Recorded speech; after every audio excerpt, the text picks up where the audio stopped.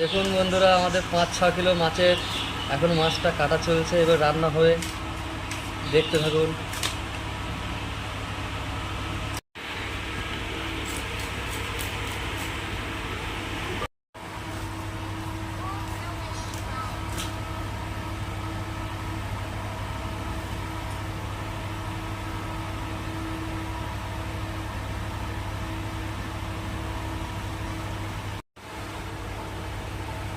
কাটা কমপ্লিট।